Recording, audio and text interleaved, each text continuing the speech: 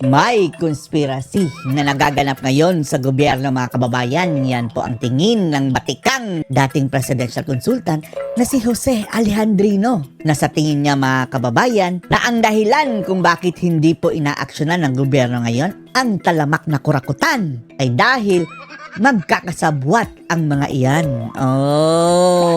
Accomplice daw mga kababayan, pati na si BBM. At ang unang-unang red flag daw na nakita ng former presidential consultant na si Jose Alejandrino mga kababayan ay nung pag-upo ni BBM bilang presidente ay inabolish niya agad ang PACC o Presidential Anti-Corruption Commission. Bakit kaya, yung ahensya mga kababayan na lumalaban sa korupsyon, inabolish agad ni BBM pag-upo niya sa pwesto? Kaya ang sabi ni Jose Alejandrino, may conspiracy dito. Panoorin niyo po. Nakarang eleksyon na didinig po natin yung mga salitang mahina, weak. Weak leader. Weak leader. Mukhang ngayon nagmamanifest na ayon sa mga ekonomista nagsasalita Nagmamanifest na. maaari namang may gawin ang Pangulo dito sa issue po ng budget, national budget. Pero ngayon, mga kababayan, di ba? The most corrupt budget in history. Pwede niya namang i-veto mga kababayan yung insertion ng mga buhayan na most likely mga kababayan na pupunta sa corruption. Hindi. Ang sabi, about 300 billion daw na mga insertion o mas malaki pa. Pwede yung i-veto ng Pangulo, pati ng AKAP. Pero anong ginawa niya? Pinirmahan pa rin mga kababayan. Vinito lang yan yung ilan, pero for the sake na may ma-veto mga kababayan, ang vast majority ng mga insertion andun pa rin. mukhang wala siyang say sa mga nangyayari. Sir Jose, ano pong sapantahan niyo doon, sir? Look, I've always suspected that there is a conspiracy May conspiracy dito. Yan ang tingin ni Jose Alejandrino. about all this, you know. It's to, and that they want to show that Bongbong Marcos is innocent and is not involved in all. Yan talaga ang kanilang ipinafront mga kababayan, no? Sa harap, hindi makabasag pinggan, kuting na kuting, napakabait, hindi nagmumura. Yan ang pinafront nila mga kababayan. Pero iba ang pinaggagawa sa pinapakitang maamong mukha. I have my doubts because if you notice in this SONA 2024, he talked about many things, but he did not talk of corruption. Hindi niya tinapik ang korupsyon sa kanyang SONA mga kababayan, di ba? Ipapakulong ko ang mga kurap. Hindi ako magnanakaw o ganyan. Si Panot dati mga kababayan, di ba? Unang-una niya sinabi, hindi ako magnanakaw. In fairness, kay Panot mga kababayan, parang hindi naman siya nagnakaw, pero ang kanyang mga kasamahan, Nakarang eleksyon, yung kanyang mga alipores mga kababayan, yun sa tingin natin. Pero si BBM, wala talagang pronouncement mga kababayan na hindi siya magnakaw. Wala nga pronouncement doon sa paglaban niya sa NPA at sa droga. Ang pinagsasabi mga kababayan, yung mga nonsense niyang mga Maharlika Fund. Anong nangyari ngayon? Walay. Because if you notice in this SONA 2024, he talked about many things, but he did not talk of corruption. Then, his first executive order, number 1, was to abolish the Anti-Corruption Commission. PACC. Number 1 talaga mga kababayan. EO number 1 under BBM administration. I-abolish yung ahensya na lumalaban sa korupsyon. Nung nabalitaan natin yan mga kababayan, kamot ulo tayo. What the Ano gusto nito si BBM? Di ba importante yung ahensya niyan para hindi mangurakot itong mga opisyalis ng gobyerno? In-abolish! The office of the president. So all these Yun tuloy. Yun pala mga kababayan. After that, kaliwat kanan na ang are kurakutan. telling me that he's doing nothing and doesn't want to do anything about corruption. Why? Why? Well, you know, I think the answer is obvious. When you do not do anything about corruption, you are an accomplice to corruption. Kasabwat sa kurakutan mga kababayan. Accomplice. Kung hindi man ang mastermind. Yan ang tingin ni Jose Alejandrino. It's as simple as that. You know, it's common sense. Common science. Speaking of common science mga kababayan, mabuti pa yung si Pacquiao, no? Na kahit pa'y buladas lang yung mga kababayan, mayroon pa siyang pronouncement about corruption, pero hindi rin tayo naniniwala mga kababayan dyan sa mga buladas si Pacquiao. Pwede rin katulad ni Panot mga kababayan na sabi hindi ako magnanakaw hindi siya personally pero yung mga alipores na mga kababayan, yun ang sumisipsip ng pera ng bayan. Opo, sa iyo pong experience, sir, sa pamamahala, being a former presidential consultant, may nasasabi ba, sir, itong mga Amerikano hinggil dito sa estado ng ating pamumulitika sa Pilipinas? I mean, may nababanggit po ba sila na, kayo mga Pilipino, madali Kalat na sa ibang bansa mga kababayan, lalong-lalo na sa Amerika na grabe na ang korupsyon dito sa Pilipinas dahil ang Speaker of the House mismo, star of the show doon sa sa isang kaso sa USA, sa Delaware, na inakyat doon mga kababayan dahil sa heavy luggage issue. Nasabit si Tambaluslos mga lang kayong kababayan. bilhin. Basta ang usapin ay pera. Well, just before the February 1986 revolt, the CIA chief was talking to me. Ibang klase ito mga kababayan dahil malapit ito sa mga big time officials na nasa ibang bansa.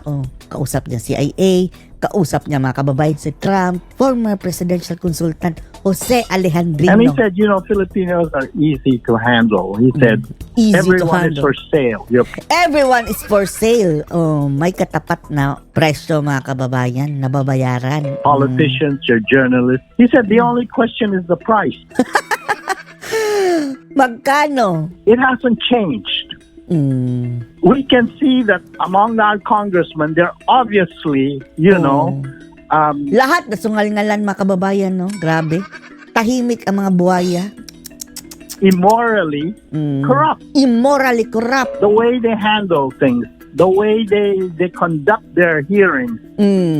I mean, one doesn't have to be a genius to find out that there is absolutely something wrong in our Congress.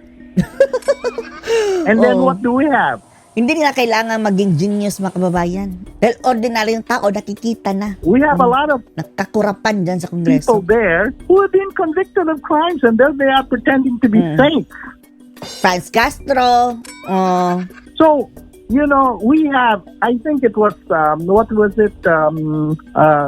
One magazine, I forgot the name, that called the House of Representatives as the biggest den of thieves. Agree. Dahil dyan mga kababayan, nagbi-bleed tayo ng pera. I think it was BizAsia or something like that. Okay, I don't remember. This was some time ago. Band of And thieves. obviously, our Grupo ng mga Congress kawatan. is full of corrupt people. There are a few good ones like Rodante Marcoleta, but they're so few. Ilan lang sila mga kababayan. Marcoleta, Sinaungab. Yun lang talaga ang ating alam. Yung kakaunti. Yung iba, tikom ang bibig.